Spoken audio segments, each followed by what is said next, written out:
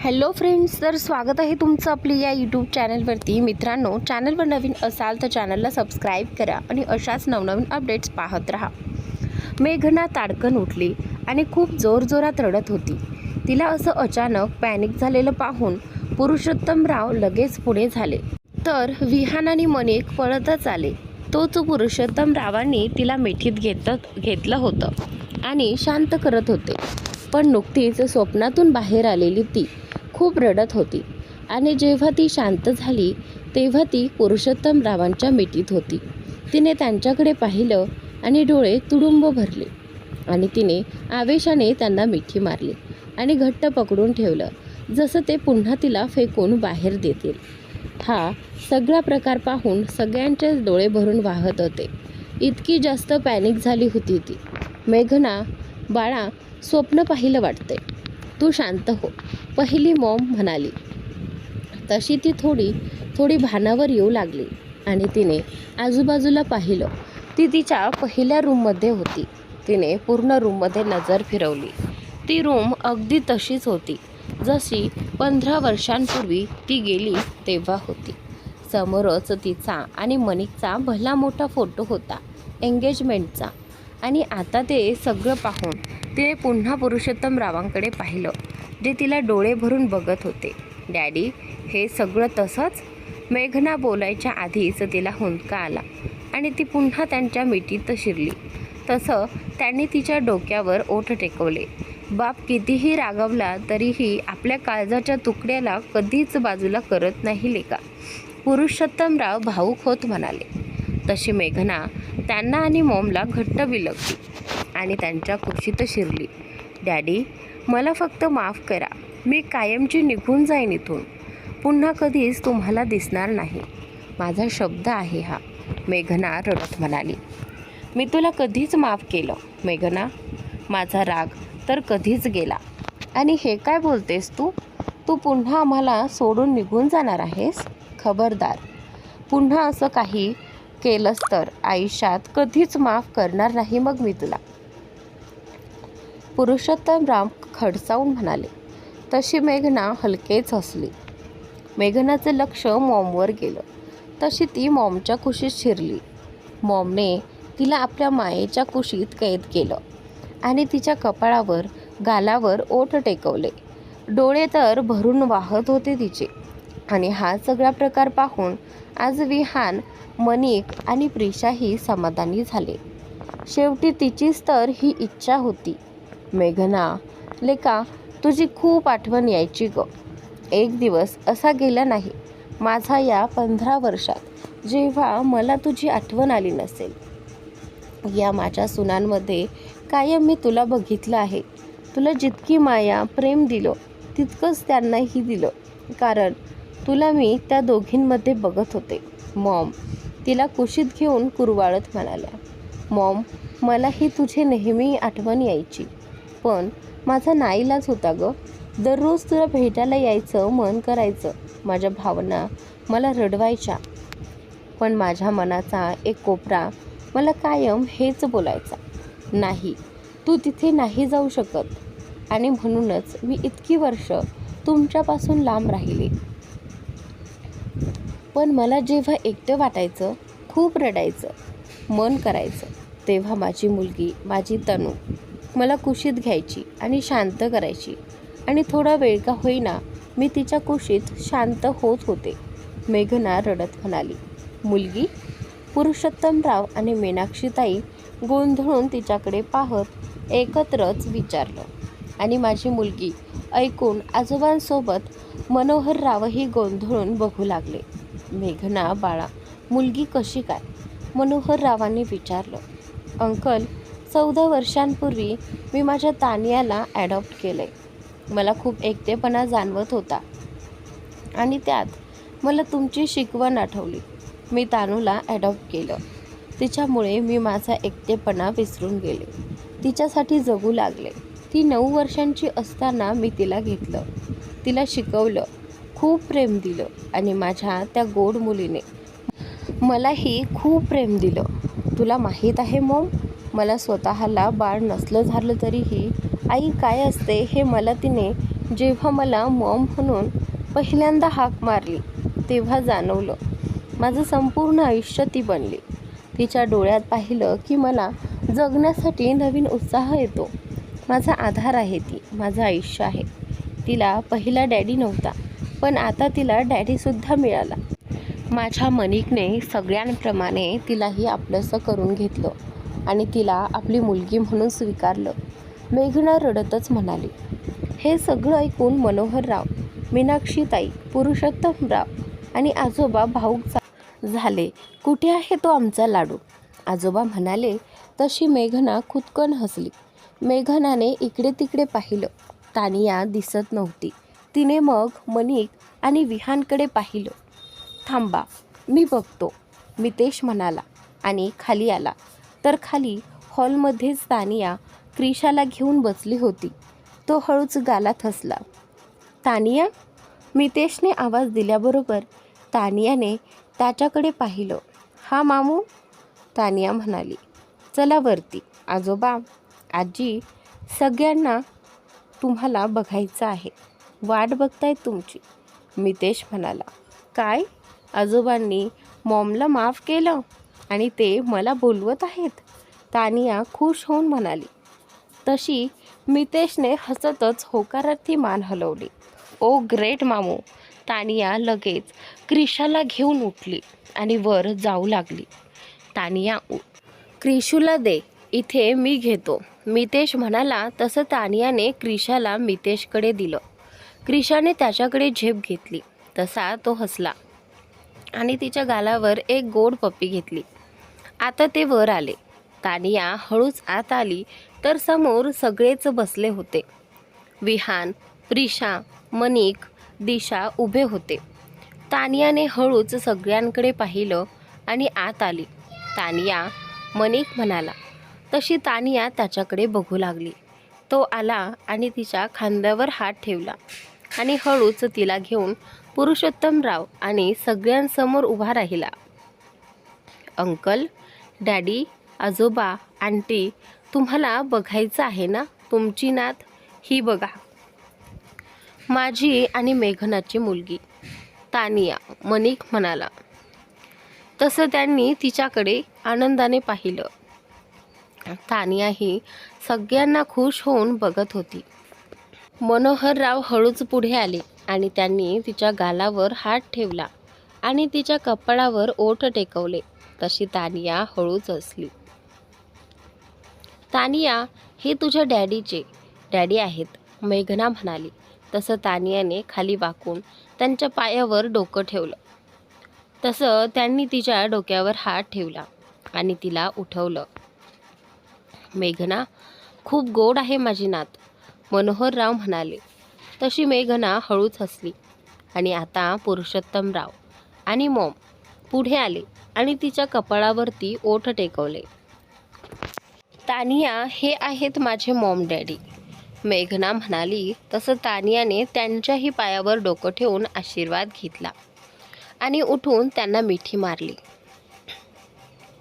आजी, आजोबा, तुम्हाला माहिती आहे मॉम तुम्हाला खूप मिस करायची, तानिया म्हणाली. तसं त्यांनी हसून मान हलवली. आणि तानू, हे आहेत माझे आजोबा, मेघना म्हणाली. तसं तानियाने आजोबांना बघितलं आणि त्यांच्या पायावर गेली. तसं आजोबांनी तिला मिठीत घेऊन तिच्या केसांवरून हात फिरवला. आजोबा, तुम्ही किती यंग आहात अजून, जसं मॉमने सांगितलं होतं, तानिया म्हणाली. तसं सगळे हसायला लागले.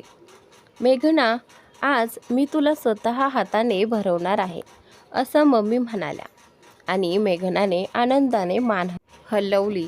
आज घरात मेघनाच्या आवडीचे सगळे पदार्थ बनवले गेले होते. मम्मीने पुरीचा एक तुकडा तोडून त्यावर बटाट्याची भाजी घेऊन तिला पहिला घास भरवला. त्यावेळी त्यांच्या डोळ्यात अश्रू उभे राहिले आणि मेघनाचेही डोळे पाणावले होते. तूने कुछ खाया? देर से क्यों आई? कोई ना पूछे यहाँ, अशी भावना दोघींना एकत्र गुंतवून गेल्या. त्या क्षणी मेघना त्यांच्या मांडीवर बसून त्यांना मिठी मारते आणि मम्मी तिच्या कपाळावरती ओठ टेकवतात. कित्येक दिवसांनी ही जवळीक मिळाली होती. तेवढ्यात मनोहरराव म्हणाले, मेघना, आम्हाला तुझ्याशी काही महत्त्वाचं बोलायचं आहे. त्यावेळी सगळेजण मणिकच्या हॉलमध्ये बसले होते. विहान मात्र तिथे नव्हता, कारण मागच्या काही दिवसात त्याला ऑफिसमधून सुट्टीच मिळाली नव्हती आणि त्याची सगळी कामं तो भरून काढण्यात गुंतला होता. सध्या घरात कोणतंच तणाव नव्हतं. जे काही होतं ते मागे पडलं होतं. मेघना आता आपल्या घरी परत आली होती तान्याला घेऊन, त्यामुळे घरात आनंदाचं वातावरण होतं. बोला ना अंकल, काय बोलायचं आहे? तुम्हाला काही सिरियस आहे का? मेघनाने विचारलं आणि त्यानं हो, सिरियस आहे आणि अगदीच महत्त्वाचं आहे, पुरुषोत्तमराव म्हणाले. इतकं काय सिरियस? काही टेन्शन आहे का नवीन? अंकल, डॅडी, काही असेल तर बोला ना लवकर. आपण सगळे एकत्र मिळून सोडू, मितेश म्हणाला. बरं, सांगतो, मनोहरराव म्हणाले. त्यांनी थोडा वेळ घेतला, दीर्घ श्वास घेतला आणि सभोवतालच्या सगळ्यांवर नजर टाकून बोलायला सुरुवात केली. तर मला, वहिनीला, पुरुषोत्तमला असं वाटतं की मेघना आणि मणिकचं आता लग्न व्हायला हवं. 15 वर्ष आयुष्यात कशा गेल्या कळलंच नाही. आता यावर निर्णय घेतला पाहिजे. मनोहरराव बोलताच मेघनाचे गाल लालसर झाले आणि तिने मान खाली घातली. मणिकने तिच्याकडे पाहिलं आणि तिचं लाजणं पाहून त्याच्या चेहऱ्यावर हसू उमटलं. डॅडी, आम्ही तर लग्नाला तयार आहोत, पण मला वाटतंय आमच्यासोबतच मितेश आणि दिशा यांचंही लग्न झालं पाहिजे, मणिक म्हणाला. ते ऐकताच पुरुषोत्तमराव आणि मनोहरराव एकमेकांकडे पाहतात आणि त्यांच्या चेहऱ्यावर थोडा गंभीर भाव उमटला. तू हे काय बोलतोयस मणिक? मला नाही वाटत मितेश आणि दिशा इतक्या लवकर लग्न करतील, मनोहरराव म्हणाले. ते ऐकताच मितेश आणि दिशा एक क्षण खुश झाले, पण लगेचच त्यांच्या चेहऱ्यावर निराशा दिसून आली. त्यांनी प्रश्नार्थक नजरेने मनोहररावांकडे पाहिलं. पण का अंकल? असं का वाटतं तुम्हाला? त्यांना लग्न करायचं नसेल का? मेघनाने विचारलं. मेघना, ते दोघं आधीच सांगून गेले आहेत की त्या सध्या करिअरवर लक्ष केंद्रित करायचं आहे. इतक्या लवकर लग्न करायचं त्यांचा अजून विचार नाही आहे, पुरुषोत्तमराव म्हणाले. पण मी ऐकलंय की त्यांच्या बऱ्याच फ्रेंड्सचं लग्न झालंय. कविता आणि आकाश यांचं तर नुकतंच लग्न झालंय, मेघना म्हणाली. आणि त्यानंतर आणि ती प्रिशा आणि मयंक यांचा साखरपुडा झालाय. लग्नही 2 महिन्यांनी आहे. आणि तो मॉन्टी, त्याचं तर सगळं सेट झालं, मुलगी भेटली त्याला, मनोहरराव गंभीरपणे म्हणाले. अरे वा डॅडी, तुम्हाला तर सगळं कळतं, मणिक म्हणाला. आणि त्यानंतर मग काय खबर ठेवावी लागते. पण आपण काय करू शकतो? त्यांचं सगळ्यांचं लग्न जरी झालं तरी हे काही लवकर करणार नाहीत. शेवटी करिअरचा प्रश्न आहे, मनोहरराव चेहरा बारीक करत म्हणाले. आणि हे सगळं ऐकणारे मितेश आणि दिशा सध्या अविश्वासाने त्यांच्याकडे बघत होते. आता मात्र ते कोणासमोर काही बोलू शकत नव्हते. त्यांच्याकडे एकच हुकुमी इक्का उरला होता आणि आता ते दोघं तिच्याकडेच जाणार होते. पण सध्या ती ऑफिसमध्ये होती. प्रिशा, हो, त्या दोघांची डाळ तिथेच शिजत होती कायमची. आणि आता हे दोघं तिथेच जाणार होते. शेवटी हायकोर्ट होतं ते. मितेश आणि दिशा एकमेकांकडे पाहत डोळ्यांनीच एकमेकांना इशारा केला आणि समोर पाहिलं. काय बोलतायत मितेश दिशा? मणिक म्हणाला. तसं दोघांनी जबरदस्तीने स्मित करत त्याच्याकडे पाहिलं. बरं, ठरलं तर मग मणिक आणि मेघनाचं लग्न होणार. आता विहान आणि प्रिशा घरी येऊ देत, मग आपण लग्नाची तारीख काढूया आणि त्यांच्याशी या विषयावर बोलूयात, मनोहरराव म्हणाले. हो, बरोबर बोललास मनोहर. पुरुषोत्तमराव म्हणाले, सगळे खुश होते, फक्त मितेश आणि दिशाचा चेहरा उतरलेला होता. आता मनिक आणि मेघना त्या दोघांकडे गालातल्या गालात हसत बघत होते. पण दोघंही इतके हुशार होते की एकमेकांना डोळ्यांनीच समजावत होते आणि मनिक, मेघना त्यांचे इशारे बघत होते जे त्यांना समजत नव्हते. काय मग मिस दीक्षित, आता तुम्ही काही दिवसात मिसेस मनिक देशमुख होणार आहात, कसं वाटते तुम्हाला? मनिक सध्या त्याच्या रूममध्ये मेघनाशी बोलत होता. त्याने हळूच तिच्या कमरेत हात घालून तिला जवळ ओढलं. तशी ती त्याच्या छातीवर आपटली. तिने त्याच्या डोळ्यात पाहिलं तर तो मिश्किलपणे तिच्या डोळ्यात बघत होता आणि त्याची ती नजर पाहून तिच्या पोटात खड्डा पडला. हृदय जोरजोरात धडधडू लागलं. आणि यावेळी मी असं काहीही होऊच देणार नाही ज्यामुळे तू माझ्यापासून पुन्हा लांब जाशील, मनिक तिला अजून जवळ ओढत म्हणाला. तशी ती शहारली. त्याने तिच्या कमरेत हात घालून तिला जोरात वळून मागे भिंतीला टेकवलं आणि तिच्या भोवती दोन्ही हात गुंडाळून घेतले. तशी तिच्या अंगावर एक सणसणीत वीज संचारली आणि तिने डोळे मिटून घेतले. मनिकने तिच्या कपाळावरती ओठ टेकून तिच्या मानेत तोंड खुपसलं. तशी ती भान हरपून गेली आणि आता डोळे बंद करून त्याचा तो स्पर्श अनुभवू लागली. तुझे सोचता हूँ मैं शामो सुबह, त्याने हळूच गाल तिच्या गालावर घासला आणि त्याच्या मनात ते गाणं गुणगुणू लागलं. तसा एक सरकन काटा तिच्या सर्वांगावर आला आणि तिचे हात त्याच्या पाठीवर दाबले गेले. ती डोळे बंद करूनच त्याला आपल्याकडे खेचत होती आणि आता तर त्याने तिच्या मानेवर त्याचे ओठ टेकवले. तसं तिच्या बंद डोळ्यांतून पाणी गालावर ओघळलं आणि तिने अजून त्याला जवळ ओढलं. कदाचित 15 वर्षांपूर्वी घालवलेले त्याच्यासोबतचे क्षण आज पुन्हा एकदा तिला आठवले होते आणि ते अनमोल क्षण तिच्या हृदयाच्या कोपऱ्यात साठवले होते. त्याने मान बाजूला करत हळूच तिचा चेहरा हातात घेत तिचे अश्रू पुसले आणि तिच्या गालावरती ओठ टेकवले.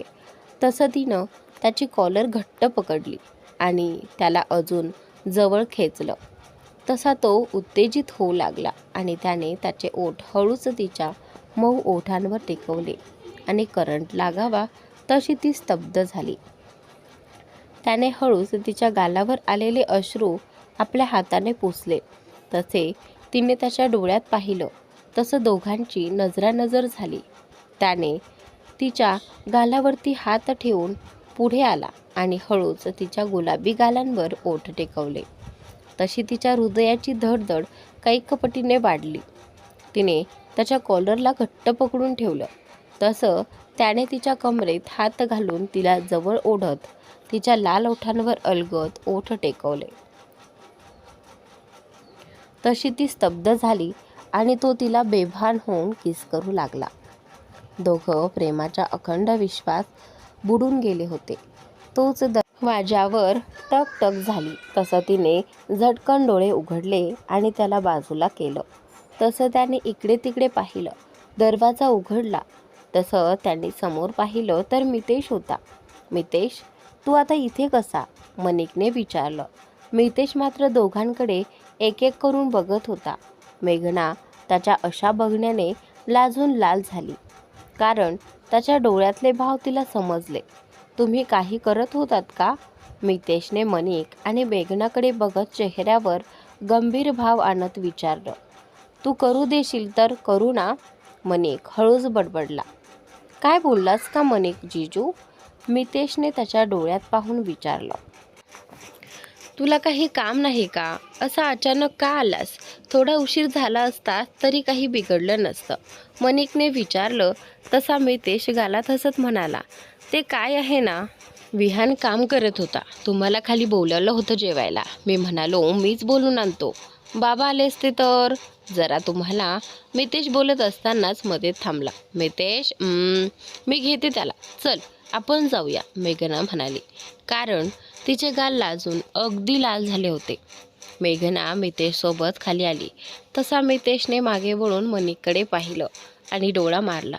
तसं मनिकने डोळे बारीक करत रागाने त्याच्याकडे पाहिलं आणि मितेश हसत खाली आला. खाली आले तर सगळे जेवायला बसले होते. तिघेही त्यांच्या शेजारी बसले. काय रे मितेश, केव्हाचा बोलवायला गेला होतास? इतका उशीर का झाला? विहानने विचारलं.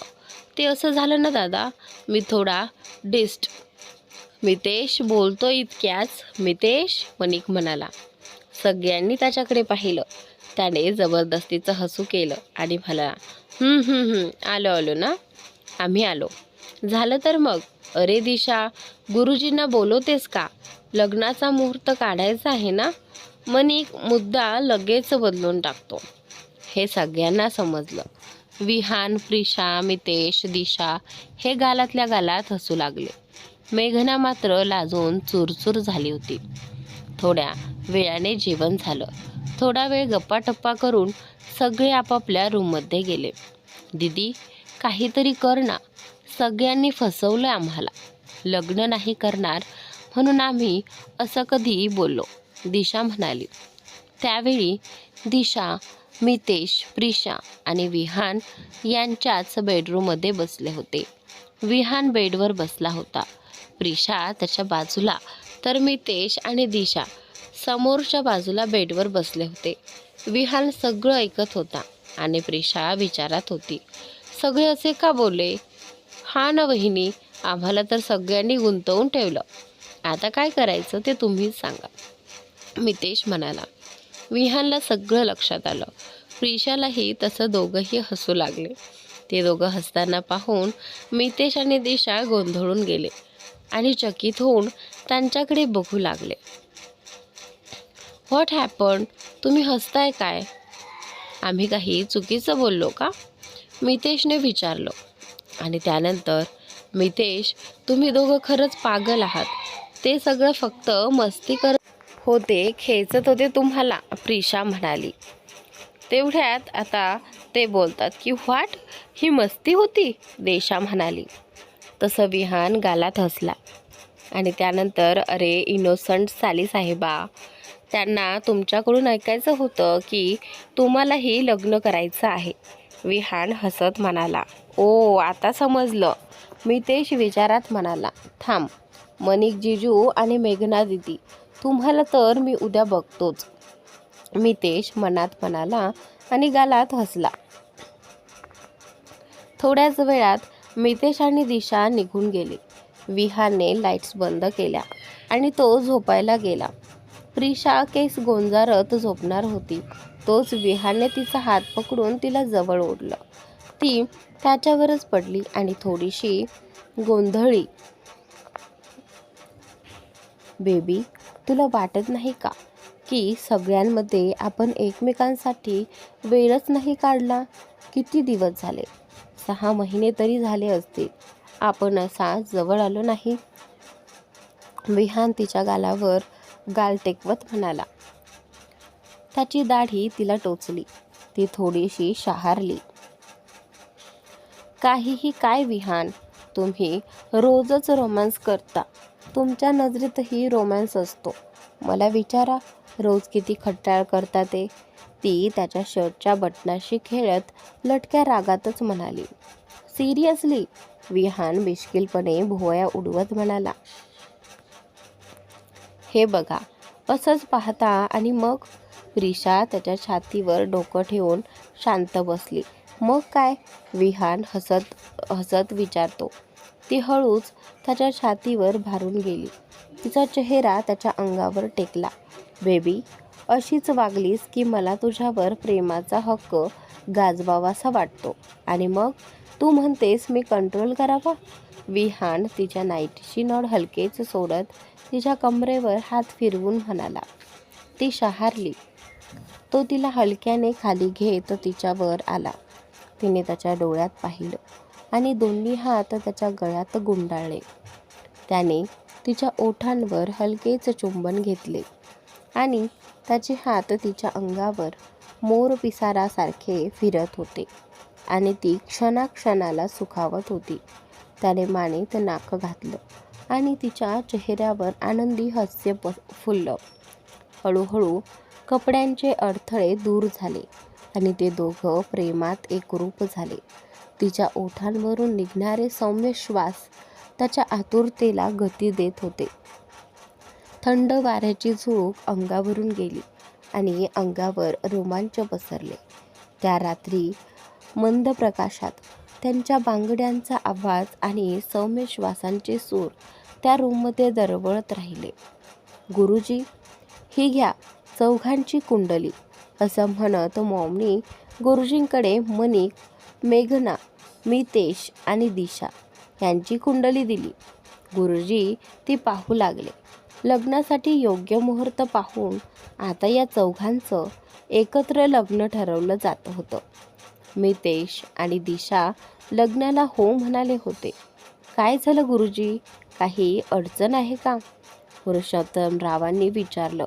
नाही, दोन्ही जोड्या अगदी योग्य आहेत. फक्त मितेश आणि दिशासाठी 15 दिवसानंतर पुढील 1 वर्ष काहीही शुभ मुहूर्त नाही. मात्र मनिक आणि मेघनासाठी येणारे 2 महिने खूप शुभ आहेत. या काळात कधीही लग्न करू शकता, गुरुजी म्हणाले. 15 दिवसात लग्न कसं शक्य आहे? पुरुषोत्तमराव म्हणाले. मीनाक्षी, काही हरकत नाही, आपण सगळे मिळून करू, पुरुषोत्तमराव म्हणाले. मी काय म्हणतो डॅडी, चौघांचंही लग्न एकत्रच करूया का? विहानने विचारलं. आयडिया चांगली आहे. म्हणजे लग्न एकाच वेळेस होईल आणि एकदाची सगळी गडबड संपेल, मनोहरराव म्हणाले. पण शॉपिंग, इन्व्हिटेशन, हॉल, कॅटरिंग सगळं करायचं आहे. तेही 15 दिवसात. जमेल का? मेघना म्हणाली. तू फक्त माझ्यासोबत राहा, आपण एकत्र शॉपिंग करू, मनिक हळूच म्हणाला. मेघनाने त्याच्याकडे मोठ्या डोळ्यांनी पाहिलं. तसं तो गप्प बसला. तर ठरलं, आजपासून कामाला लागा. 15 दिवसात सगळं पूर्ण झालंच पाहिजे, विहान ठामपणे म्हणाला. मी आणि प्रिशा इन्व्हिटेशन, हॉल आणि कॅटरिंग बघतो. लवकर झालं तर शॉपिंगलाही मदत करू, पण मी ऑफिस सुटल्यावरच येईन, विहान म्हणाला. ठीक आहे, मग आम्ही शॉपिंग आणि बाकी गोष्टी बघतो, बाकीचे म्हणाले. सगळे आपापल्या रूममध्ये गेले. विहानने 1 नंबर डायल केला. समोरून लगेच फोन उचलला गेला. हॅलो बॉस, राकेशने सॅल्यूट ठोकावा तसा उत्साहात उत्तर दिलं. राकेश, एक काम कर, लग्नासाठी हॉल आणि कॅटरिंग बघ. लग्न 15 दिवसांनी आहे. मितेश, दिशा आणि मनिक, मेघना यांचं. जॅकला मदतीला घे, मला काही गडबड नको, विहान म्हणाला. ओके बॉस, काम होईल, राकेश म्हणाला. विहानने फोन ठेवला आणि ऑफिसला गेला.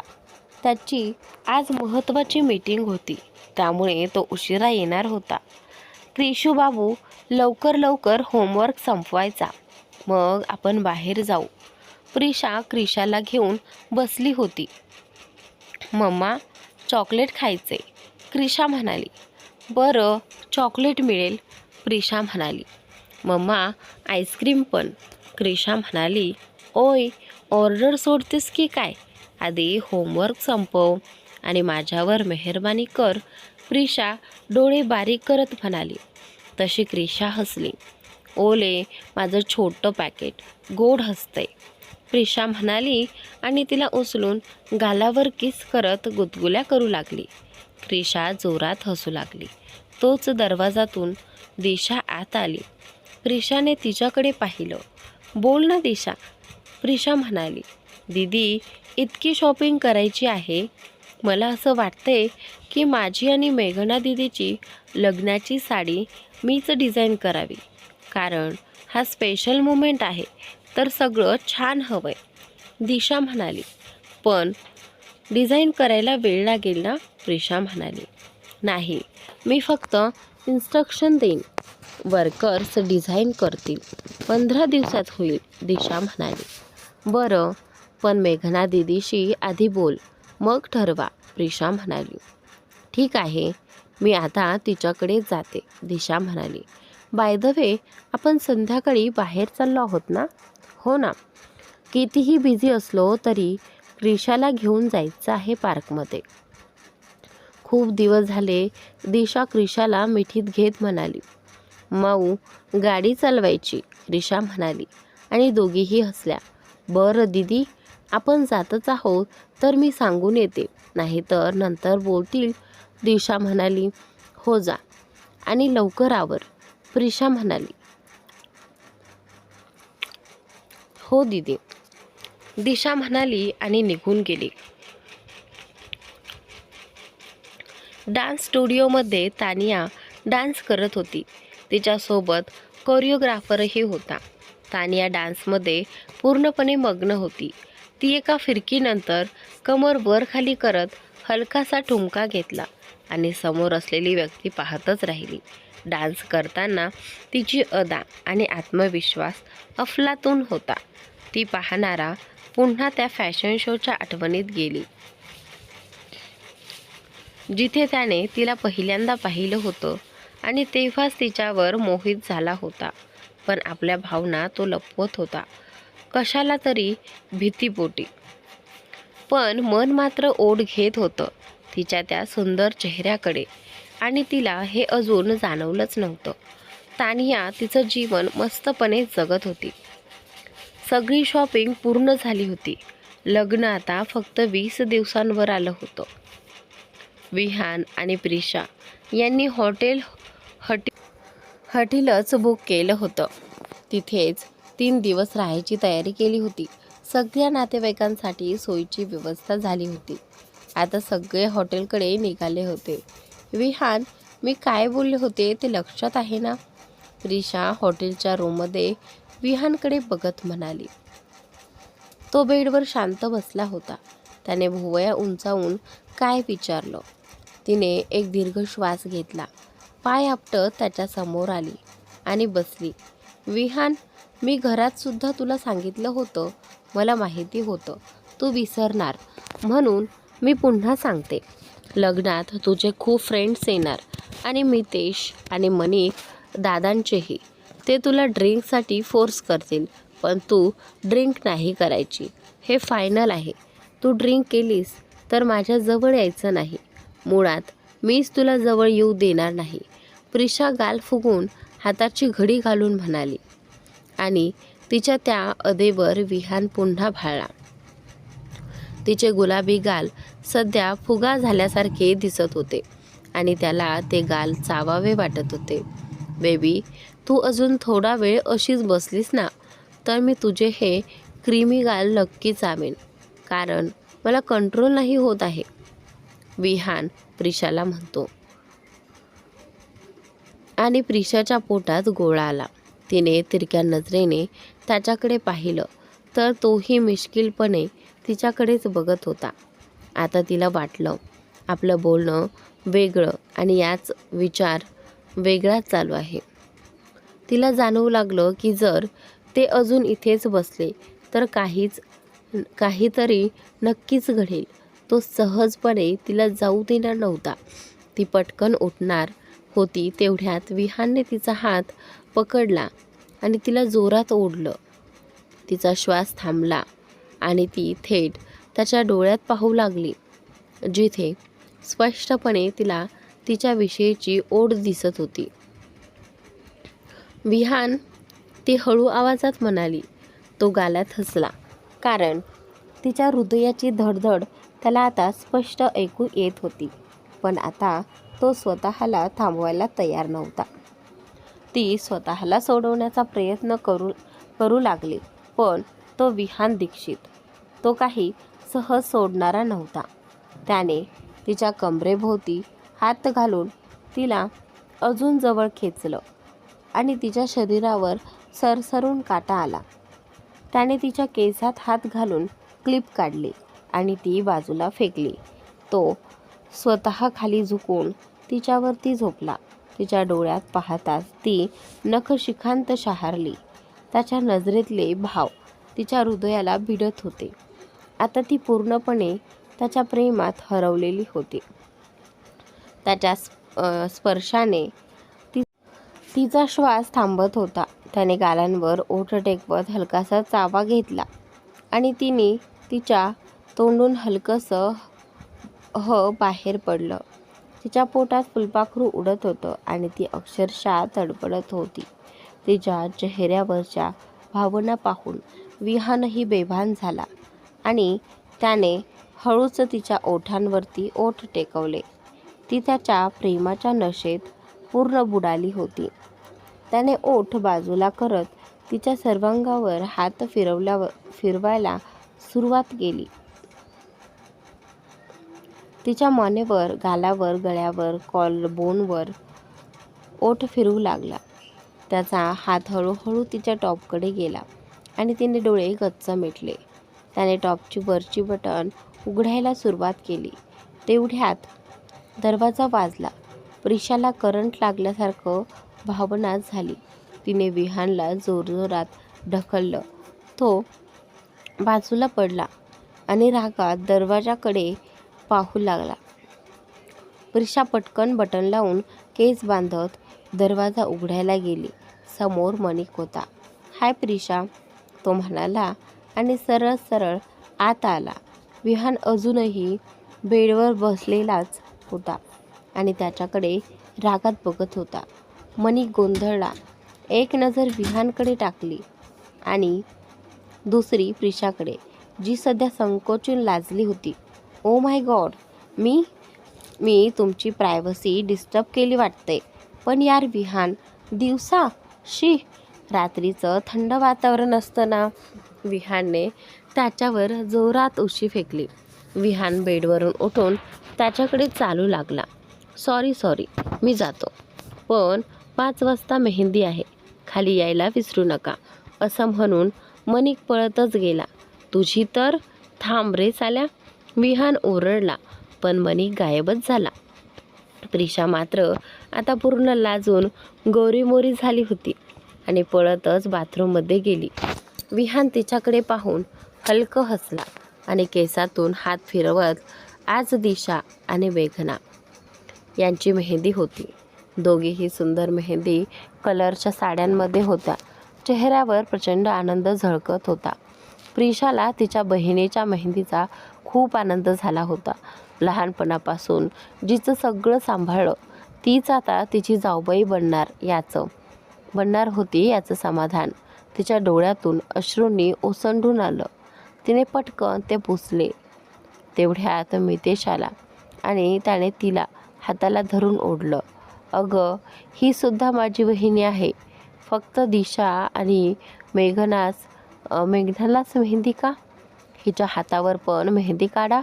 ही एकटी बसली आहे इतका वेळ. प्रिशा खुदकन हसली. दीदी, तू रडतेस का? दिशा विचारात आली.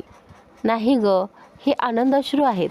माझी बहीण माझ्याच घरी माझी जाऊबाई म्हणून येते आहे, याचा खूप आनंद आहे मला, प्रिशा म्हणाली. दिशाने तिला मिठी मारली आणि त्या दोघींचं ते बहिणीचं नातं पाहून सगळेच आनंदाने हसत होते. प्रिशासुद्धा आता मेहंदी काढायला बसली होती. क्रिशा विहानकडे होती, जो वरच्या रूममध्ये ऑफिसचं काम करत होता. खाली दिशाचे व मितेशचे सगळे फ्रेंड्स आले होते, पण कविता आणि आकाश आले नव्हते. तेवढ्यात प्रिशा पळत आली आणि दिशाला मिठी मारत म्हणाली, अगं नवरीबाई, तू किती गोड दिसतेस. दिशा हलकंसं हसली. फायनली तुझं लग्न ठरलंय. मी तर फारच एक्सायटेड आहे, प्रिशा म्हणाली. आणि तुझंही लवकरच ठरेल, दिशा हसत म्हणाली. हा, होणार तर आहे, पण अजून थोडा वेळ आहे त्याला.